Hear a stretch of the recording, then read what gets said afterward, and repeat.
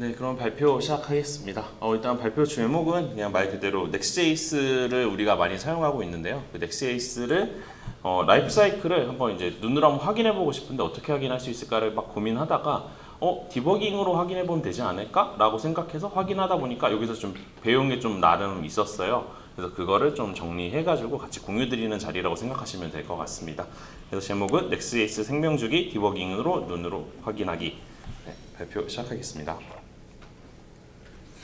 네, 일단 발표하기 앞서 제 소개 먼저 드리면 저는 일단 안드로이드 개발자로 한 1년 반 정도, 그다음에 풀스택 개발자로 한 3년, 그리고 나서 프론트엔드 개발자로 한 8년 정도 일을 했었어요. 네, 그리고 지금은 일단 올리브영 들어와서 메인 페이지 개발하고 있는 프론트엔드 개발자 안건환입니다. 네, 일단 이 발표에서 이야기할 거를 먼저 말씀드릴게요. 너무 주제가 거창해서 너무 큰 기대를 하고 오셨을 수도 있을 것 같은데요. 일단은 디버깅에 대한 일단 간단한 소개를 드릴 거예요. 그리고 브라우저 디버깅과 서버 디버깅에 대한 것도 말씀을 드릴 거고요. 마지막으로 Next.js 라이프 사이클의 일부분을 공유 드릴 겁니다. 네, 많은 것을 다 담을 수는 없어서요. 그리고 잘 알지도 못하고. 예, 일단 목차입니다. 일단 첫 번째로 크롬 개발자 디버깅 통해서 클라이언트 사이드 디버깅에 대해서 한번 예시를 보여드릴 거고요. 그리고 나서 VS 코드 디버깅 통해서 서버 사이드 디버깅을 보여드릴 거예요. 그리고 나서 그 서버 디버깅을 통해서 이제 Next.js 라이프 사이클이 어떻게 굴러가는지, 어떻게 흘러가는지를 눈으로 보실 겁니다. 그리고 마지막으론 제가 실무에서 경험한 디버깅 경험담을 한번 어떻게 이 디버깅을 통해서 어떤 일이 있었는지를 보여드리려고 합니다. 네, 참고로 이 발표에 쓰이는 거는 제가 다 샘플 코드를 다 미리 만들어 놨어요. 그래서 이 QR 코드를 찍으시거나 아니면 밑에 있는 URL로 들어오시면은 샘플 코드를 확인이 가능하실 거고요. 그리고 요거는 제가 발표 장표는 정리해 가지고 다시 그 프론트엔드 채널에다가 공유 드릴 예정입니다.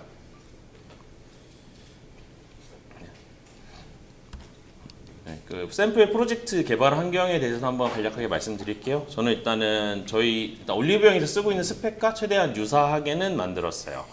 네, 일단 노드.js는 20 버전 쓰고 있고요. 타입스크립트는 버전 5, 그다음에 야는 아직 클래식 버전 1 쓰고 있습니다. 그리고 Next.js 15 버전, 그리고 리액트는 18 버전 사용했습니다. 샘플 프로젝트에서요. 네, 그럼 일단 앞서서 디버깅에 대해서 한번 더 말씀을 드려볼게요. 네, 개발자라면 이 짤 한 번쯤은 보셨을 겁니다. 이거 왜 동작 안 하지? 왜? 그리고 반대로 내가 짠 코드인데 동작은 해. 근데 왜 동작하지? 이런 거 경험 많으실 거예요. 아마 개발하시다 보면은. 근데 제가 생각했을 땐 이 두 가지 문제를 해결할 수 있는 게 디버깅이라는 스킬이라고 생각해요. 그래서 그 디버깅을 어떻게 접근하는지를 말씀드리려고 합니다. 네, 일단 디버깅에 대한 사전적인 정의 먼저 한번 보고 갈게요. 나무위키에서 그대로 읽어왔고요. 프로그래밍 과정 중에 발생하는 오류나 비정상적인 연산, 즉 버그를 찾고 수정하는 것, 이 과정을 디버깅이라고 한다라고 합니다. 네, 그럼 이제 실제 이론 말고 실습으로 한번 가보시죠. 일단 우리가 웹 개발, 프론트엔드 개발자로서 웹 개발을 하다 보면은 디버깅을 위한 도구가 여러 개 있어요. 일단 첫 번째, 많은 분들이 쓰실 거예요. 콘솔 로그. 네, 아니면 콘솔 에러가 있을 수도 있고요. 이런 콘솔로 남기는 방법도 있지만 크롬 개발자 도구에서는 자바스크립트 디버그를 제공을 하고 있어요. 그래서 크롬 개발자 도구일 수도 있고요. 또는 우리가 사용하는 프레임워크나 라이브러리도 다양하게 디버깅 할 수 있도록 도구를 제공하고 있어요. 이건 예시를 들어놨는데요. 리액트 같은 경우에는 다들 아시겠지만 크롬 익스텐션으로 그 리액트 개발자 도구를 제공하고 있고요. 그 다음에 Next.js 같은 경우에도 그 디버깅에 대해서 가이드 문서가 따로 있어요. 공식 문서 안에. 그리고 마지막으로 이거는 쓰시는 분도 있을 수 있고 쓰지 않는 분도 계실 텐데 그 텐스택의 그 리액트 쿼리 마찬가지로 데브툴즈라고 해서 그 디버깅을 할 수 있는 개발 도구를 제공하고 있습니다. 네, 그러면 일단 첫 번째 크롬 개발자 도구로 어떻게 어떤 일을 할 수 있는지에서 간략한 예시 몇 가지만 먼저 말씀드려 볼게요. 일단 첫 번째, 이 화면은 지금 우리가 이제 흔히 보는 크롬 개발자 도구의 화면이고요. 아무래도 디버거라면 당연히 브레이크 포인트를 찍을 수 있어야겠죠. 그리고 그 다음으로 현재 브레이크 포인트가 잡혔을 때 그 실행 컨텍스트에 로컬 변수나 글로벌 변수 등 다양한 변수들을 눈으로 확인 가능합니다. 그리고 마지막으로 현재 이 화면을 보시면 지금 업데이트 레이블이라는 함수가 온 클릭 핸들러에 의해서 불렸다라는 거를 오른쪽에 보이는 콜스택 쌓여 있는 거를 눈으로 확인이 가능하십니다. 그래서 이 상황에서 온 클릭 함수를 클릭하시면 그 온 클릭 함수가 호출됐을 때 실행 문맥으로 다시 또 눈으로 확인 가능하세요. 요거는 지금 제가 발표를 하면서 중간중간 실습을 같이 보여드릴 거예요. 그래서 그거 보면서 눈으로 같이 한번 확인해 보겠습니다. 네. 그러면 요 크롬 디버깅 예시는 그 크롬 개발자 도구 관련된 페이지에서 제공해주는 기본 셋이에요. 그래서 요거 한번 제가 이제 마이크 놓고 이제 시연 보여드리겠습니다.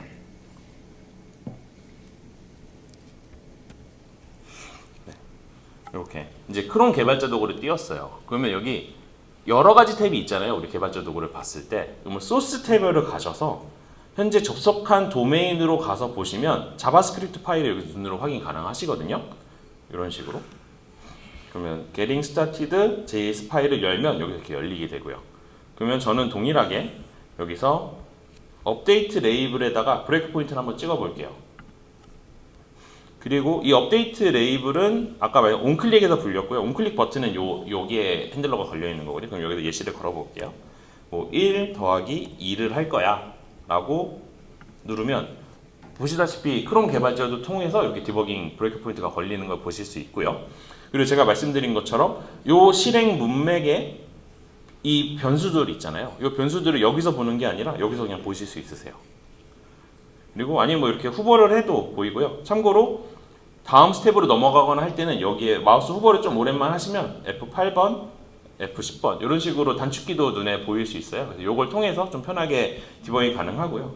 그러면 제가 아까 말씀드린 첫 번째 두 가지를 보여드렸어요. 그럼 마지막으로 그럼 이 함수가 어떤 콜스택에 의해서 불려왔는지 눈으로 보고 싶다? 그럼 여기 내려오셔서 콜스택을 보시면 돼요.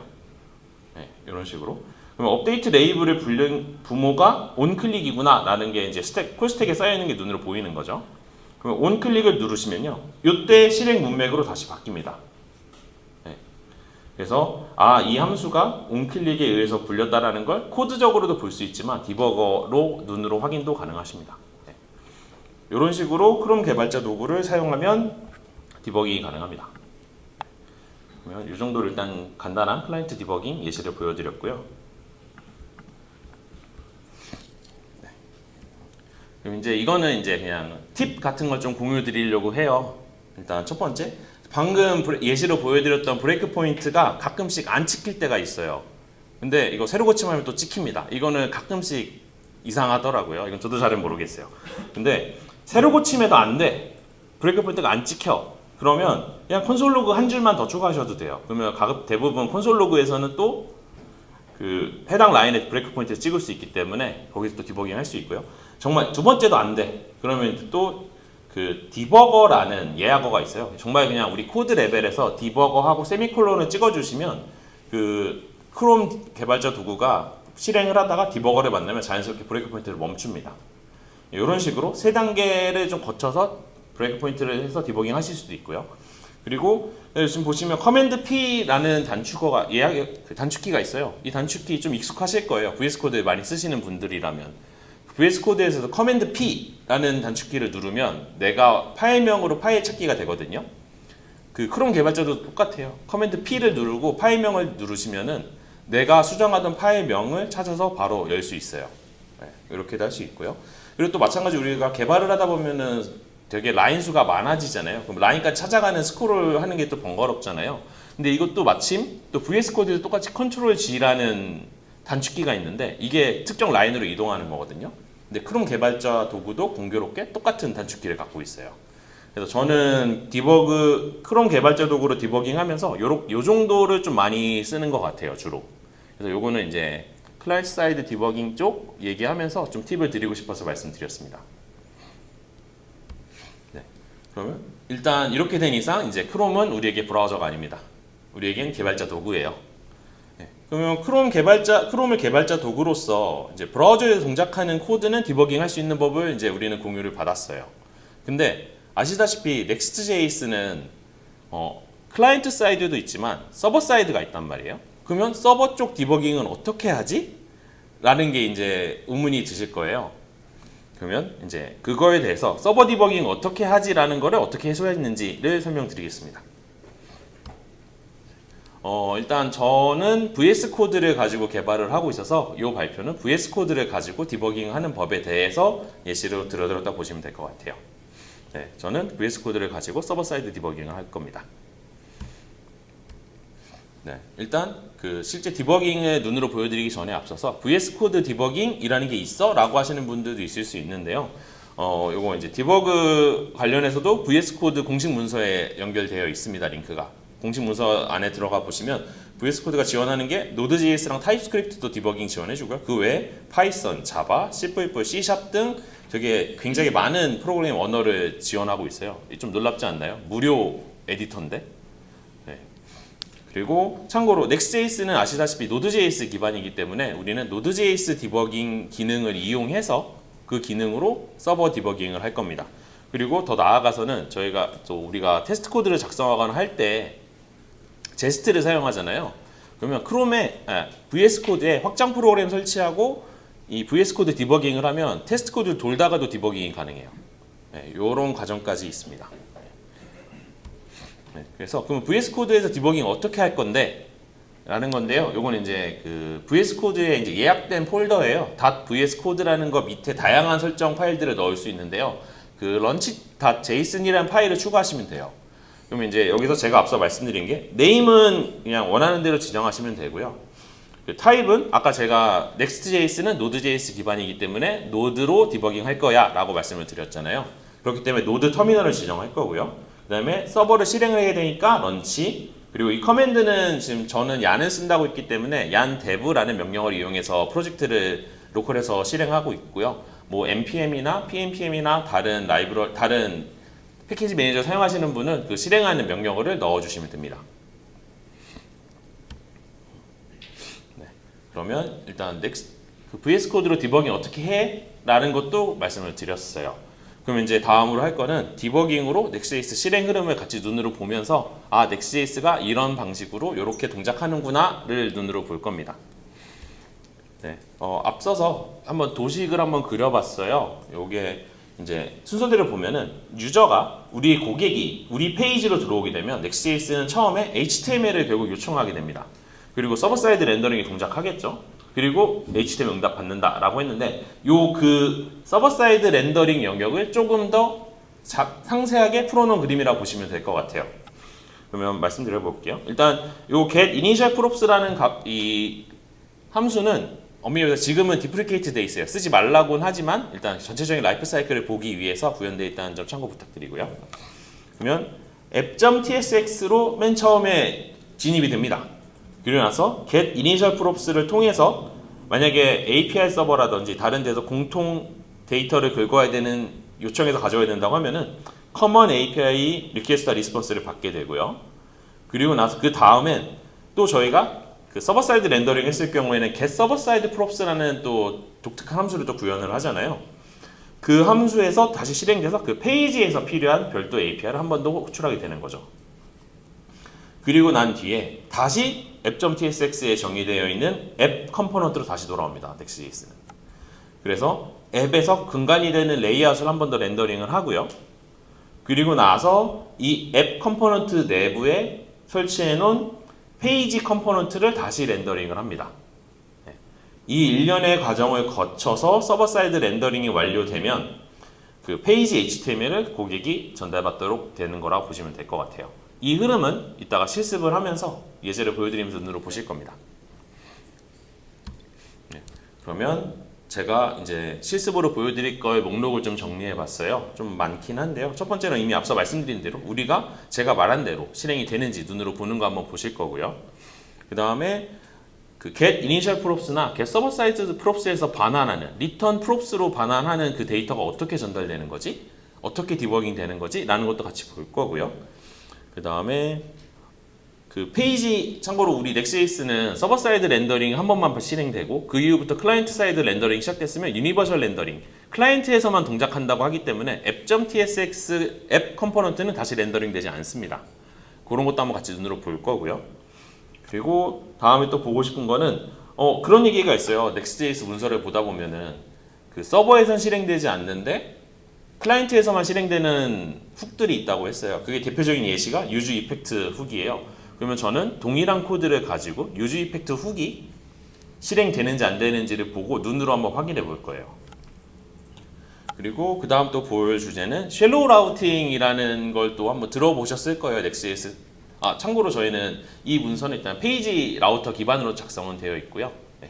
그래서 쉘로우 라우팅 통해서 쉘로우 라우팅이 어떤 동작을 하는지 눈으로 좀 보실 거예요.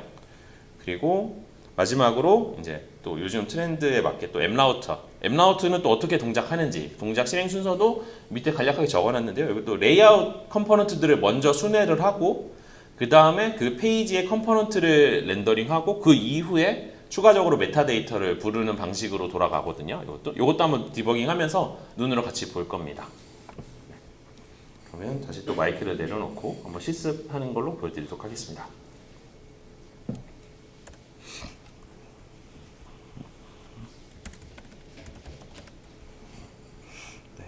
지금 일단 한번 그 디버깅 어떻게 실행하는지도 눈으로 한번 보여드릴게요. 지금 소스 코드 목록 같은 거 여기서 많이 보실 거잖아요. 그럼 요 밑에 내려와 보시면 디버그 아이콘이 있어요.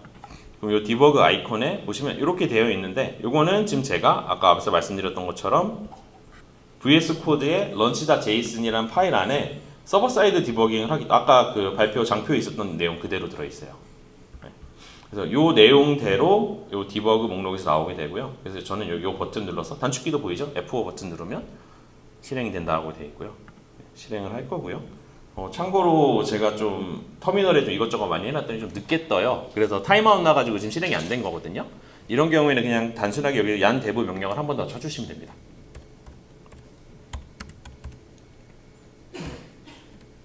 네, 얀 대부 명령을 치면 명령어 나오죠. 디버거가 어태치 됐다고. 그러면 이제 디버깅 하게 될 거고요. 그럼 일단 첫 번째 순서대로 한번 해볼게요. 그 페이지 라우터의 실행 순서대로 눈을 한번 볼게요. 그러면 일단 app.tsx를 먼저 들른다고 말씀을 드렸잖아요. 그럼 브레이크 포인트 하나씩 같이 찍어보겠습니다. 참고로 제가 여기 예제 코드 보시면 페이지 라우터랑 앱 라우터 이렇게 구분되어 있습니다. 일단 페이지 라우터로 먼저 갈게요. 페이지 라우터의 app.tsx의 이니셜 프롭스를 먼저 찍는다고 했으니 전 여기다가 브레이크 포인트를 찍을 겁니다. 네, 브레이크 포인트가 찍혔고요. 그 다음에 get server side props가 또 불린다고 말씀을 드렸잖아요. 그러면 get server side props도 마찬가지로 한번 찍어볼게요. 페이지에 여기서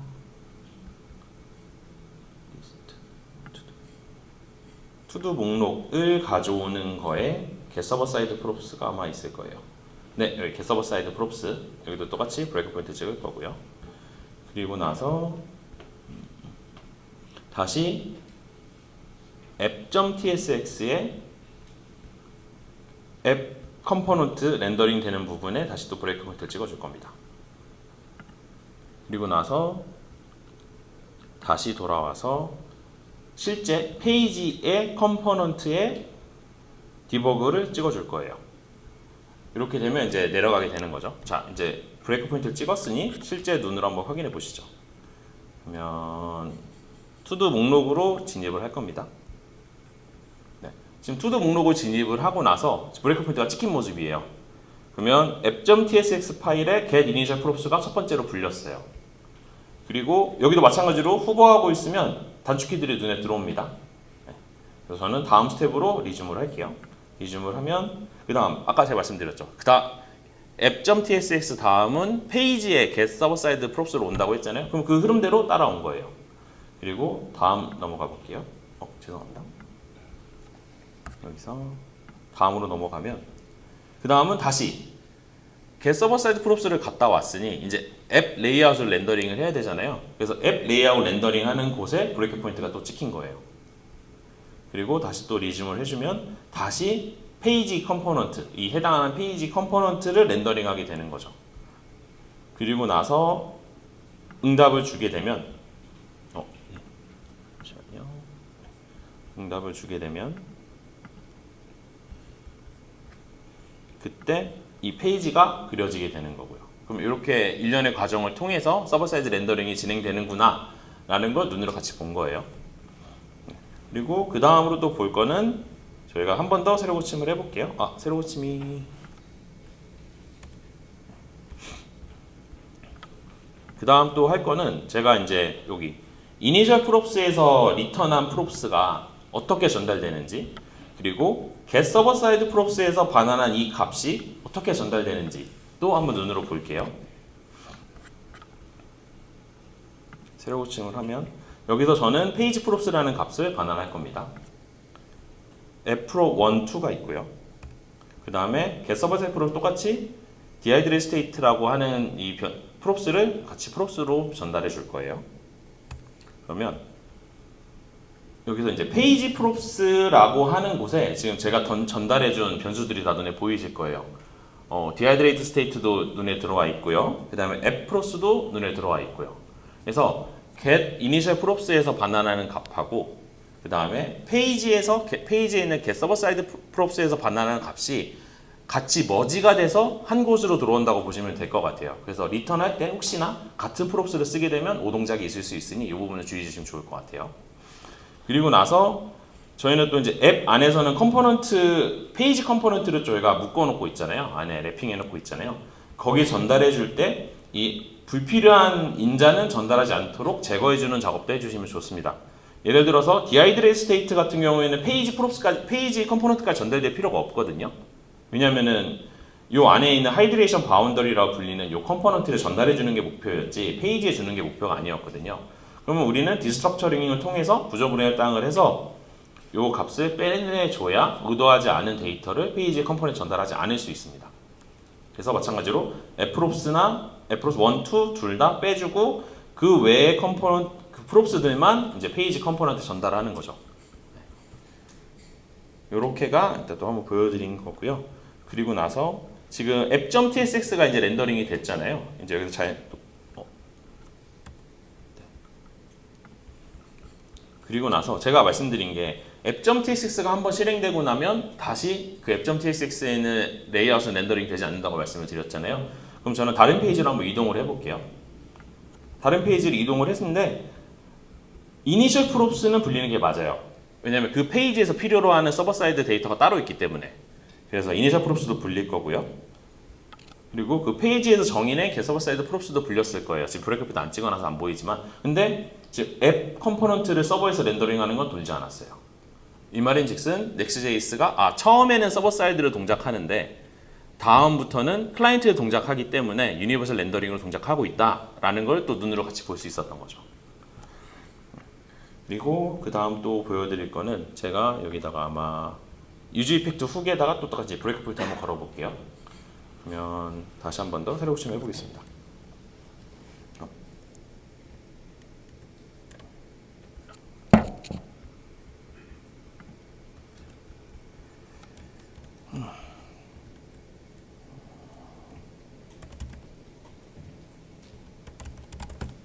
참고로 지금 제가 커맨드 P 명령어 써가지고 그냥 제 파일명 찾은 거예요. 네, 이것도 같이 한번 보면 좋을 것 같고요. 그래서 제가 할 일은 여기서 똑같이 브레이크 포인트 찍을 겁니다. 클라이언트에서만 유즈 이펙트는 클라이언트에서만 돈다라고 다들 알고 있잖아요. 그것도 한번 눈으로 같이 한번 보시죠. 그러면 지금 들어왔으니 요거는 지금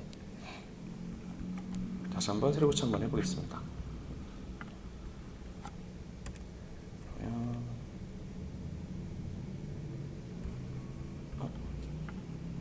네. 지금 보시면 서버에서는 아까 제가 브레이크 포인트를 찍었잖아요. 유즈 이펙트 훅에다가. 근데 호출되지 않고 그냥 바로 지나갔고요. 클라이언트에서만 브레이크 포인트가 찍혔어요. 이거를 통해서 우리는 유즈 이펙트 훅은 서버에서 안 불리는 게 맞구나 도 같이 눈으로 볼 수 있었던 거죠. 그리고 방금 보신 것처럼 항상 유즈 이펙트는 2번씩 타잖아요. 우리는. 그래서 2번 불린 거고요. 그 다음 또 보여드릴 거는 쉘로우 라우팅을 한 번 더 눈으로 보여드릴게요. 잠시만요.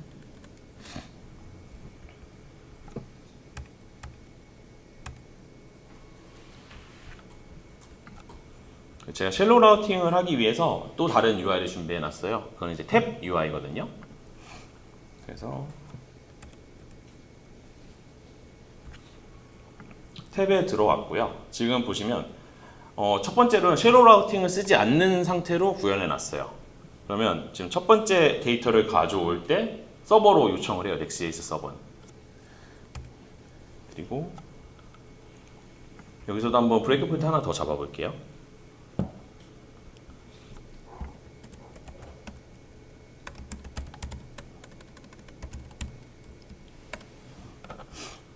네, 여기서도 지금 보시면 서버 사이드 프롭스에 정의가 돼 있어서 그 해당 탭에 대한 정보를 가져오는 API거든요.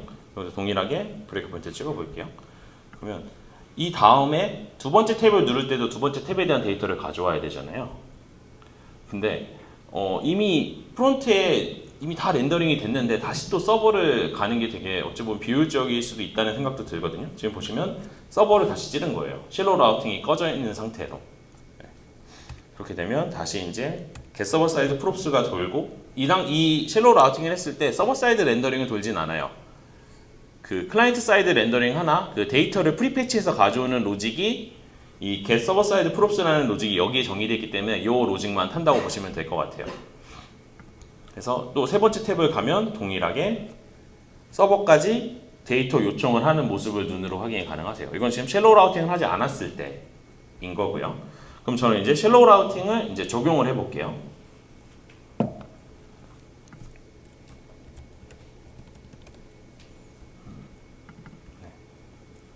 지금 이 파일에서 섀도우 라우팅을 true로 하면 true로 설정하면 섀도우 라우팅이 활성화된다라고 되어 있잖아요. 그럼 여기 true로 바꿔볼게요.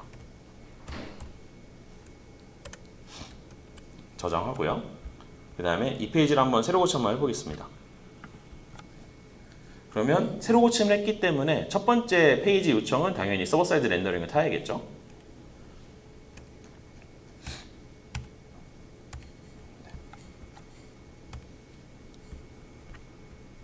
근데 제가 이제 두 번째 탭을 눌러볼게요.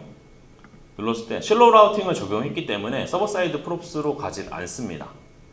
네. 그냥 단순히 클라이언트에서 바로 직접적으로 API를 호출하는 모습이 된다고 보시면 될 것 같아요.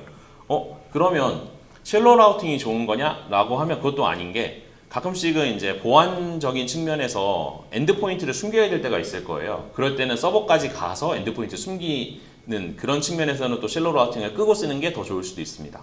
근데 그 외에 오히려 이제 서버까지 가기보단 그 브라우저 자체에서 API를 직접적으로 호출해서 쓰는 게 더 좋다라고 판단하시면 그때는 섀도우 라우팅을 활성화시켜서 동작시키시면 됩니다. 네, 그러면 여기까지가 일단은 기본적으로 보여드린 거고요. 페이지 라우터 쪽을 디버깅하는 걸 보여드린 거고요. 그 다음에 이제 앱 라우터 쪽을 보여드리려고 합니다. 근데 앱 라우터 쪽은 저도 제가 실무에서 잘 안 써봐가지고 잘은 모르는 부분이라서 매우 간단한 수준으로만 일단 준비해 왔습니다. 그러면 여기도 동일하게 제가 브레이크 포인트를 같이 한번 찍어 볼게요. 제가 아까 말씀드렸을 때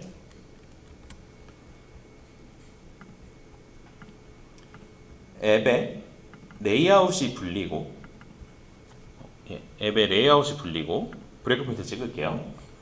그리고 앱의 투두의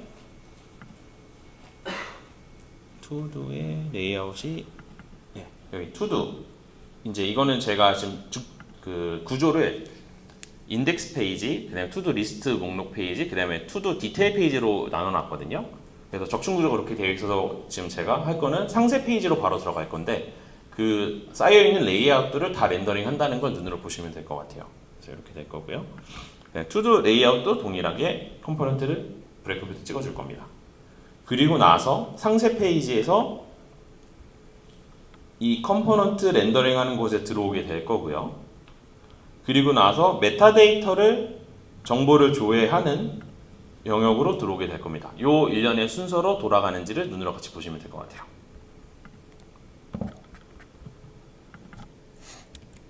그러면 일단 요거는 일단 넘어갈게요. 그래서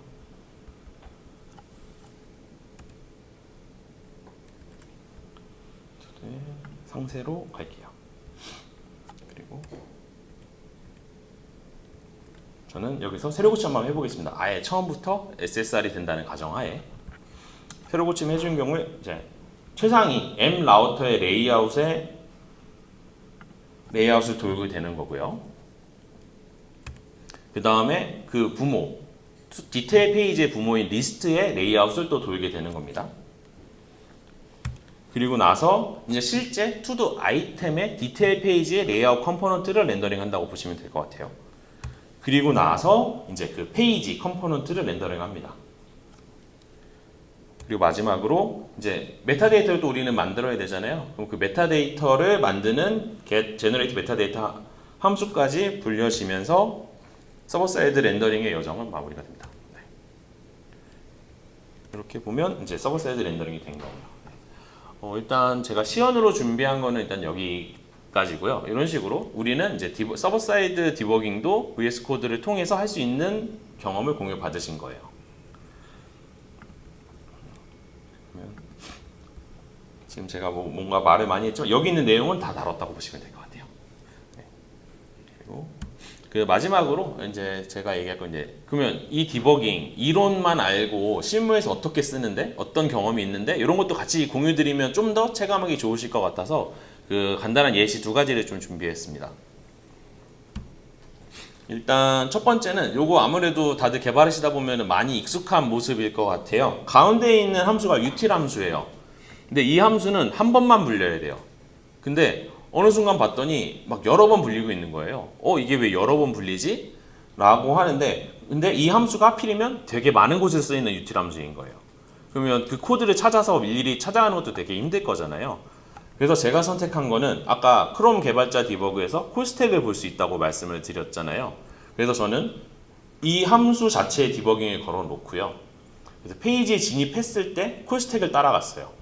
콜스택을 따라갔더니 컴포넌트 A에서도 유즈이펙2에서 처음 불릴 때 호출을 하고 컴포넌트 B에서도 처음 컴포넌트가 마운트 될 때 또 유즈이펙트 훅에서 이 함수를 호출하고 있었던 거예요. 근데 A 컴포넌트와 B 컴포넌트는 같은 페이지 안에 있었던 컴포넌트인 거죠. 그러니까 우리 입장에서 갑자기 이 util 함수가 굉장히 많이 호출되는 거예요. 그래서 이런 걸 통해서 이 함수를 호출하고 있는 곳이 어디지? 라는 거를 디버깅 스킬을 이용해서 콜스택을 통해서 일일이 찾아갔던 것 같아요. 코드 전수 조사하지 않았어요. 그냥 실행하고 브레이크 포인트 찍어서 확인했습니다. 이게 또 하나의 팁이었다고 보시면 될 것 같고요. 그 다음 또 요거는 이제 우리가 그 텐스택 쿼리라는 걸 쓰다 보면은 간헐적으로 만나는 게 더블 패칭 이슈예요. 네, 더블 패칭이 뭐냐? 서버 사이드에서 데이터를 패칭해 왔는데 클라이언트에서 또 패칭하고 있는 거예요. 불필요한 API 호출이 두 번씩 일어나는 거죠. 이런 거는 서버 입장에서는 되게 달갑지 않은 거고요. 부하도 굉장히 많이 발생할 거고. 근데 그 현상이 발생하고 있었어요. 개발을 하다 보니까. 이게 왜 발생하지? 현재 코드 봤을 때 서버에서 프리패치해서 데이터를 저장하고 있는데 그리고 클라이언트 사이드에서 브라우저에서 렌더링을 하다 보니까 이 훅을 통해서 똑같은 유즈 쿼리 훅을 써가지고 렌더링을 하고 있는데 그럼 더블 패칭이 되면 안 되는데? 라고 했는데 이게 알고 보니까 빨간색으로 강조한 부분만 보시겠어요? 서버에서 키 값으로 설정할 때 그 인덱스 값을 객체에 감싸서 키를 만들었어요. 그런데 프론트 쪽에서 이제 클라이언트 사이드에서는 인덱스를 객체로 감싸지 않았죠. 그러면 텐스택 쿼리는 이건 두 개의 키가 다르다라고 판단하기 때문에 캐싱이 되어 있지 않다라고 판단해서 더블 패칭을 하게 돼요. 다시 패칭을 하는 거죠. 근데 저는 요거를 아까 앞서 말씀드렸던 텐스택 쿼리의 데브 툴즈를 사용해서 디버깅을 했어요. 이 동일한 API를 호출하는 게 이 패턴을 가진 키 값을 찾아보니까 키가 하나만 있어야 되는데 키가 두 개가 있는 거예요. 내가 키를 잘못 설정하고 있구나 라는 거를 발견을 한 거죠. 저는 그래서 이런 식으로 좀 개발을 하면서 디버깅 도구들을 잘 활용하고 좀 문제를 해결하려고 하는 것 같아요. 그래서 일단 여기까지가 일단 제가 준비한 세션이라고 보시면 될 것 같고요. 그리고 항상 제가 발표하는 데는 이유가 있습니다. 일단 저희 올리브영은 일단 지금 프론트엔드 쪽은 지금 JSP 모노리식으로 되어 있는 걸 저희 Next.js랑 타입스크립트로 바꾸고 있어요. 그리고 참고로 이미 전환도 많이 해서 메인 페이지는 이미 Next.js로 돌아가고 있어요. 그리고 백엔드는 또 이제 자바와 스프링으로 되어 있던 거 코틀린하고 스프링으로 바꾸고 있어요. 그리고 MSA도 적용하고 있고요.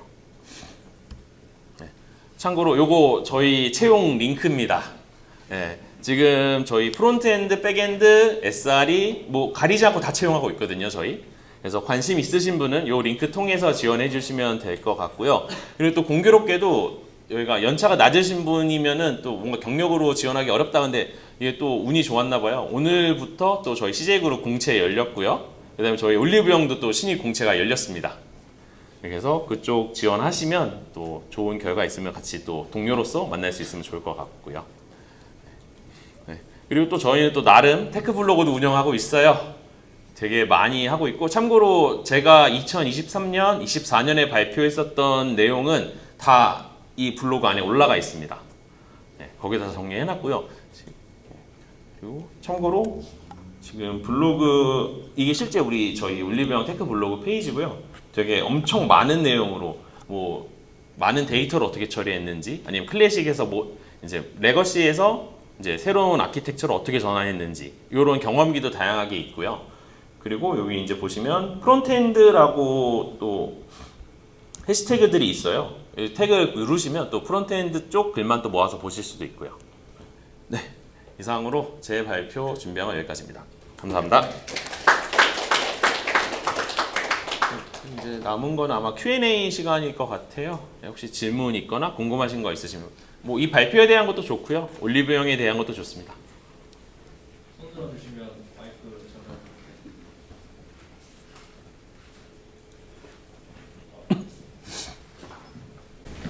네, 안녕하세요. 저의 주 기본 큐슬로그입니다. 그래서 오늘 이제 내용을 잘 들었고요. 처음부터 약간 좀 아리송했던 게 사실 제가 크롬에서 소스템을 그렇게 잘 보는 편은 아니어서 그래도 제가 소스템을 봤을 때 기억은 그 미니파이드에 있고 어플리파이드에 있는 셔크들로 보이는데 지금 고객님께서 보여준 거는 딱 소스가 이쁘게 네. 참고로 다 아시다시피 프로덕션에 갈 때는 당연히 어글리파이하고 미니파이 하기 때문에 그 디버깅 툴을 보더라도 난독화되어 있는 코드로 보일 거예요. 지금 이 디버깅 스킬은 로컬 개발 환경에서 로컬 서버를 띄울 때 아마 이제 각 번들러에 따라서 좀 다를 것 같아요. 그 번들러를 지정할 때 그 소스맵 설정이 있습니다. 그 소스맵 설정을 잡아주면은 브라우저에서 그걸 읽어가지고 그 소스 탭에서 동작할 수 있도록 하고 있어요. 그래서 아마 그 로컬 개발 환경이라도 저 환경이 저 코드가 난독화돼서 보인다. 그러면 그 번들러의 설정을 한번 보시면 좋을 것 같아요. 아까 대부 시작되다 보니까 15.2.4던데 그러면은 터보팩일 것 같은데 잠시만요. 좀 설정을 하시는 건가요? 15.2.4요? 어디요? Next.js. 아, Next.js요? 아니요. 따로 설정한 건 없습니다.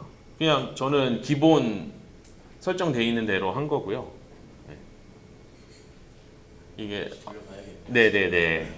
일단 넥스트 컴피그를 한번 열어서 보면 제가 따로 설정할 거는 없었던 것 같거든요.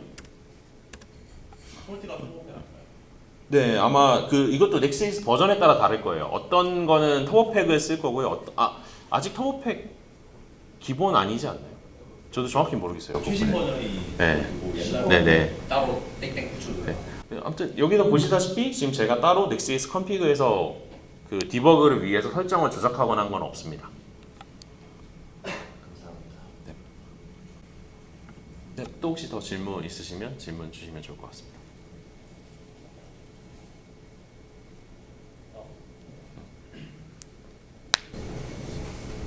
저는 그 채용 관련해서 좀 궁금한 점이 있는데요. 예. 예, 환영합니다. 예. 프론트엔드 개발자로서 인재상 같은 게 있으신지 글쎄요. 제가 회사에 그걸 대변할 수 있는 사람은 아니기 때문에 그냥 제 개인적으로 그냥 말씀드리면 저는 좀 그래도 같이 좀 커뮤니케이션 하면 제 개인적인 의견입니다. 저희 회사의 의견을 대변하는 건 아니고요. 그래도 뭔가 좀 열정적으로 뭔가 좀 나서서 같이 얘기하고 계속 성장하려고 하고 공부하려고 하고 서로 공유하려고 하는 사람이 저는 되게 같이 일하기 좋았던 사람인 것 같아요. 그리고 저희 내부에서도 봤을 때는 그런 사람들이 그래도 좀 많이 있다고 생각해요. 그리고 참고로 저희 얘기하면 저희 프론트엔드 챕터라고 해서 또 그 프론트엔드 개발자들의 모임만 또 따로 하고 있거든요. 뭐 2주 단위라든지 4주 정기적인 시간을 갖고 모이려고 하는데 그때 보면은 1시간이 되게 부족해요. 서로 얘기할 게 너무 많아가지고 같이 얘기하면서 공통 작업하면서 뭐 수정해야 될 거라든지 이런 거 교류하는 거를 좀 많이 하는 것 같아요. 저희 내부 구성원들 봤을 때는.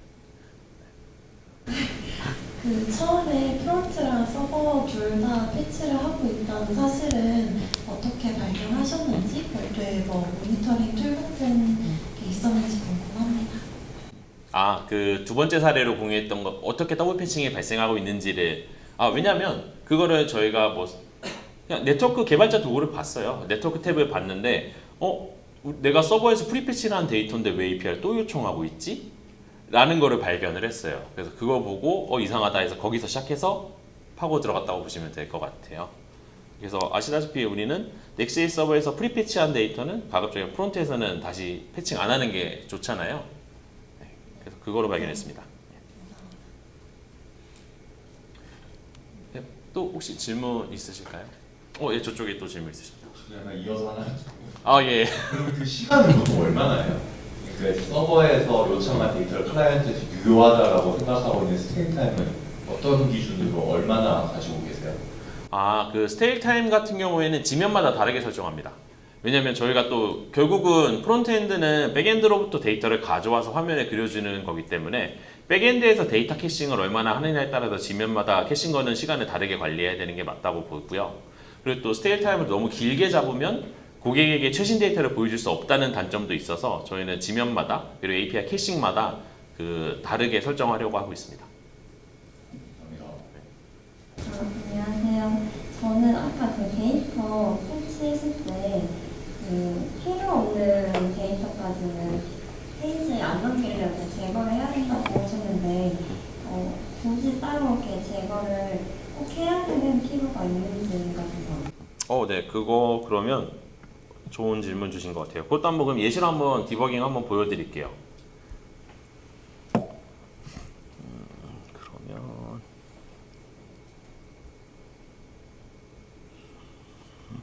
지금 보시면 지금 탭 페이지잖아요. 그 탭 페이지에서 요거를 지금 제가 구조분해 할당을 해놨잖아요. 구조분해 할당을 안 하는 방향으로 바꿔볼게요.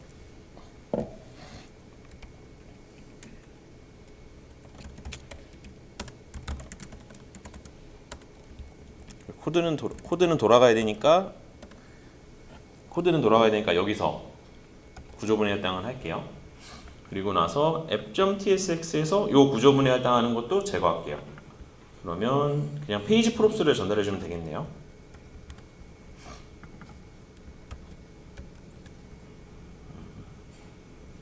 아마 에러가 나도 실행은 될 것 같아요.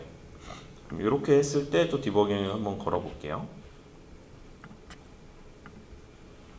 그러면 새로 고침 한번 해보겠습니다. 서버 사이드 렌더링에서 돌 거고요. 지금 제가 앱으로 했네요. 제가 다시 이제 페이지로 갈게요.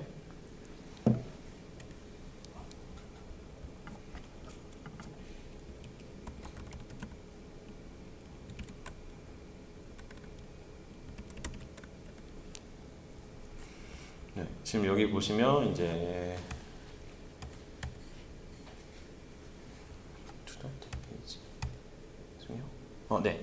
지금 보시면 여기를 돌았을 때 이제 앱에서도 반환해주는 프롭스가 있었을 거고, 그 다음에 get 서버 사이즈 프롭스에서 반환해주는 값도 있었을 거예요. 구조분해 할당을 하지 않았으니 우리는 페이지 프롭스에 이 모든 걸 다 전달해 줬을 거예요. 그러면 그 다음 스텝인 요 컴포넌트 네, 잠시만요. 제가 요거 브레이크 포인트 풀고 잘못 왔네요. 투두가 아니라 탭으로 갔어야 되는데.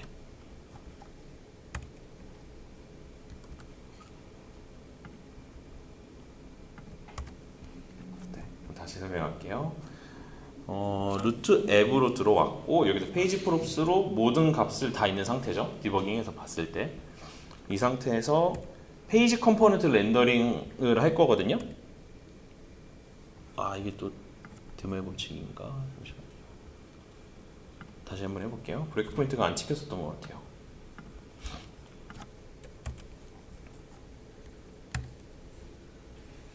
탭스 페이지로 봤을 때 여기 전달받는 값에 다 들어있어요. 이 컴포넌트를 쓰지 않을 프롭스인데 불필요하게 전달을 다 해주는 거죠. 그럼 우리가 이제 이것도 이제 쓰면 좀 지향을 하면 좋은 패턴이긴 한데 여기서 프롭스를 집어주는데 이 뭐 여기다가 뭐 스프레드 연산자를 써가지고 그냥 프롭을 다 넣어줬다고 하면은 이 컴포넌트에서 받지 않는 프롭이 또 여기다 전달이 될 거잖아요. 그러면 리액트 자체 렌더링이 되면 도매까지 그 데이터가 다 남아버릴 거예요. 네, 그래서 그런 거를 지향하려면 그 불필요한 값은 잘 빼줘서 전달해주는 게 중요하다고 생각하고 있어요. 그래서 구조물의 할당에서 필요한 값만 페이지에 전달해줘라 라고 하고 있습니다. 감사합니다. 저도 그 어떤 특정한 이슈나 문제가 생겼을 때 연사님이 말씀하신 것처럼 예를 들어 중복 호출 문제가 발생한다거나 그러면은 브라우저에서 디버그 모드를 활용해서 뭐 유지 이펙트를 어디서 먼저 호출됐거나 이런 거를 확인한 경험도 있고 그래서 인상 깊게 잘 들었습니다. 그런데 혹시 연사님께서는 콘솔 로그, 저도 사실 콘솔 로그를 되게 많이 사용을 하고 있는데 네. 콘솔 로그를 사실 문제가 발생했을 때는 그런 식으로 디버그 모드로 어디에서 버그가 발생했는지 추적할 수 있겠지만 저 최근에 이제 Next.js에서는 뭐 미들웨어부터 시작해서 뭐 API 라우트, 서버 컴포넌트, 이제 클라이언트, 일단 하이드레이션까지 되게 큰 복잡한 과정들이 서버 쪽에서부터 클라이언트로 가는 거를 사실 디버그로 한정한다기보다는 콘솔로 찍어놓는 경우가 제 최근 경험에 되게 많았던 것 같아요. 그래서 실무에서 혹시 그러한 데이터의 흐름을 콘솔로 찍어두고 확인하는 경우가 있는지 혹시 막 그런 게 있다라고 하면은 그런 경험을 좀 공유해 주셨으면 좋겠다라는 생각이 듭니다. 이게 문제가 발생했을 때는 디버깅이 되지만 뭐 기본적으로 콘솔 로그로도 어느 정도 모니터링이 가능하다라고 생각을 해요. 그래서 그런 경험이 혹시 있으시다면 이것도 좋은 질문이에요. 저는 이거 디버깅 하는 법 알려드렸다 콘솔 로그 쓰지 말라 아니거든요. 저도 콘솔 로그 되게 많이 써요. 이게 특히나 콘솔 로그 제 실 경험을 예시로 들어보면은 되게 아이러니하게 디버깅 모드로 디버거를 따라서 실행 문맥에 가면은 이슈가 없어요. 근데 그냥 디버그 안 찍고 실행하면 이슈가 터져요. 그러면 제가 하는 역할은 딱 그거예요. 그러면 실행하는 흐름에 따라 콘솔 로그 다 찍습니다. 타임 스탬프와 함께 다 찍어서 이게 타이밍 이슈라고 하죠. 이런 거를 이제 비동기 아무래도 이제 자바스크립트 특성상 그리고 리액트 특성상 비동기로 동작하는 코드가 굉장히 많기 때문에 우리가 그 비동기 시점을 맞추기가 되게 어려워요. 그래서 저도 그래서 저는 이거는 일종의 디버그 방법은 그냥 방법의 하나일 뿐이에요. 이거만 써라가 아니고 모든 걸 다 쓰셔야 됩니다. 제가 봤을 때 디버깅 코드 이슈 해결을 하시려면. 그래서 저도 콘솔 로그 열심히 잘 쓰고 있습니다. 네. 그 콘솔 로그를 잘 위치를 해두고 주기적으로 혹시 사용을 하시는지가 궁금했고요. 혹시 막 그거를 이제 대부에서만 보이게 한다거나 이런 코드 자체가 안 내려가는 경우도 있겠지만 대부에서만 한다거나 디플로이 할 때는 좀 뗀다거나 이런 전략이 있는지도 혹시 궁금합니다. 네. 근데 저희는 가급적이면 코드 안에는 콘솔 로그는 남기지 않는 방향으로 하고 있고요. 요거는 약간 TMI인데 저희 같은 경우에는 에러 수집을 콘솔로 안 하고 그 데이터독이라고 하는 별도의 다른 프레임워크를 또 쓰고 있어요. 도구를 그 도구 쪽으로 보내는 방향으로 하고 있어서 그 고객 입장에서 갑자기 뭐 봤는데 이상한 콘솔 로그 막 지켜면 또 그렇잖아요. 네, 그래서 저희는 콘솔 로그는 코드 레벨에는 남기지 않으려고 하고 또 제가 알기로는 넥스트 컴피그 안에서도 콘솔 제거하는 그 설정도 있는 걸로 알고 있거든요. 그래서 뭐 원하신다면 코드 레벨 작성하시고 컴피그에서 특정 콘솔만 제거해 라고 설정 잡아주셔도 되지 않을까 싶긴 합니다. 잘 들었습니다. 다른 얘기인데요. 이런 주제로 공유를 하게 되신 계기가 요거는 또 채용이랑 또 섞어서 말하면 저희 올리브영 내에서 또 정해놓은 게 업무 일하는 방식이라는 게 또 있어요. 그 업무 일하는 방식에 보면 함께 성장이라는 키워드가 있어요. 나의 성장, 동료의 성장, 그리고 회사의 성장. 저는 같이 일하는 사람을 성장시켜야 하는 자리에 있기도 하고 같이 일하는 동료들 성장시켜야 제가 할 일을 그들이 가져갈 수 있거든요. 그래서 같이 제 동료들을 성장시키기 위해서 이런 세션을 준비했고 실제로도 저는 이 세션을 저희 회사 내부에서 먼저 2차례 정도 했고요. 그리고 나서 여기 나와서 발표를 한 거라고 보시면 될 것 같아요. 할 계획이 있나요? 수요가 있나요? 프로덕션에서도? 아마 프로덕션에서는 아마 에러 모니터링 하면서 에러가 찍힐 거잖아요. 저희는 또 그거 관련해서도 또 데이터독에 또 기능적으로 연동해 놨어요. 그래서 거기서 데이터독에서 보면 또 코드가 또 난독화가 안 된 상태로 보이도록 설정을 해놓은 게 있어서 저희 그렇게 해서 아마 운영 환경에서 디버깅을 난독화되어 있는 코드를 디버깅하는 거는 진짜 가끔씩 없다고는 말 못해요. 왜냐면 데이터독에서 잡히지 않는 경우도 있어서 그런 경우에는 또 저희가 난독화된 코드로 디버깅 할 때가 있습니다. 그때는 항상 그 콘솔 로그에 찍히잖아요. 몇 번째 에러 트레이스에서 나왔다. 그 찍어보면 난독화된 곳으로 크롬 개발자도 잘 안내해 주거든요. 그럼 또 아무리 난독화돼 있더라도 내가 짠 코드면 대충 변수명 보고 아 이게 어떤 동작이구나라는 감은 올 거잖아요. 그런 식으로도 실제 난독화되어 있는 코드를 디버깅 해본 적도 몇 번은 있습니다. 근데 데이터독에서 풀린 상태로 보인다는 것은 프로덕션 빌드도 소스맵을 만들고는 있다는 얘기인 거죠? 그쵸. 그런 셈이죠. 그래서 저희가 실제 운영에 배포할 땐 소스맵을 다 제거하고 배포합니다.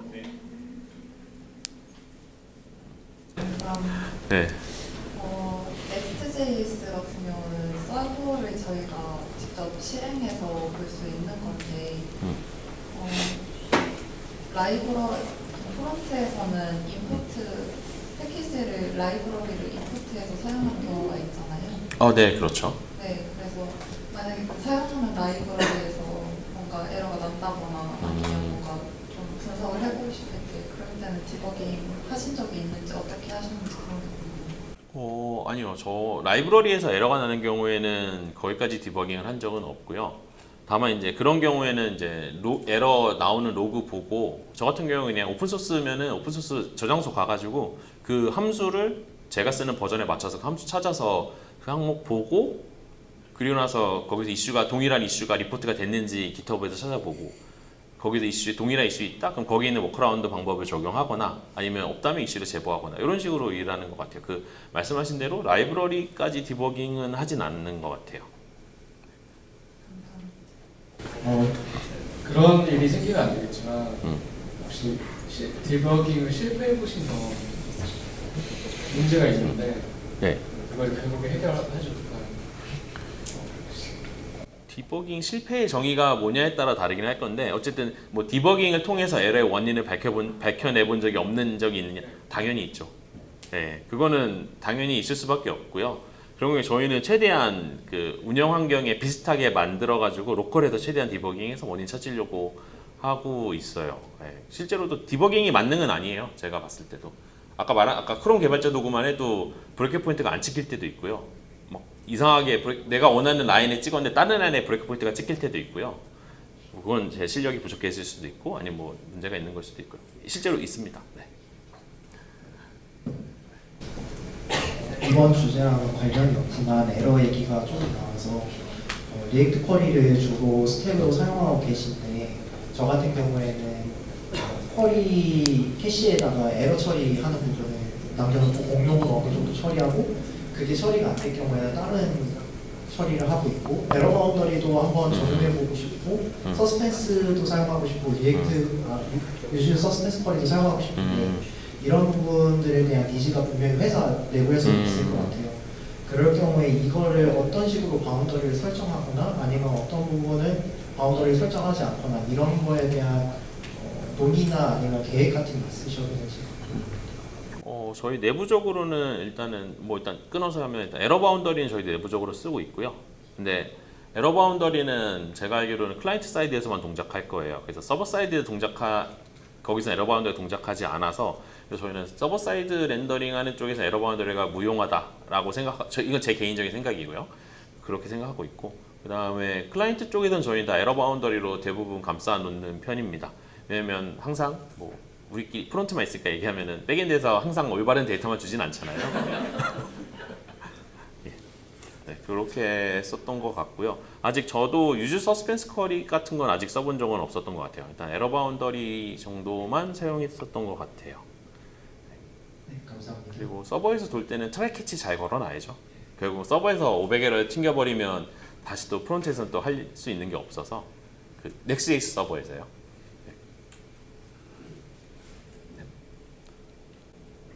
네, 또 질문 있으실까요? 5초 세겠습니다. 5, 4, 3, 2,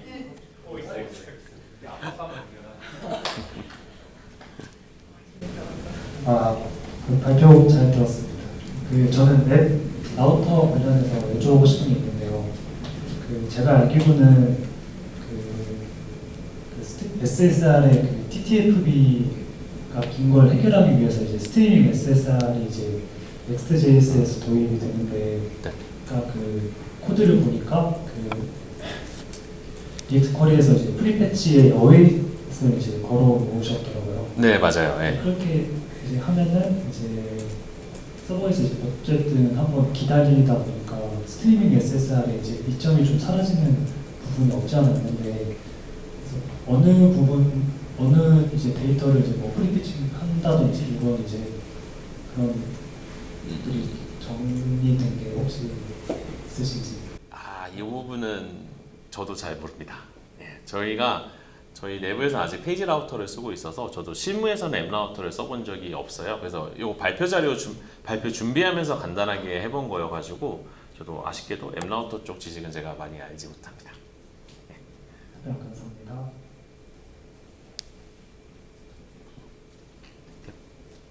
이 2부터 시작하네요. 예. 마무리하겠습니다. 예, 그러면 긴 발표 들어주셔서 감사합니다. 고생하셨습니다.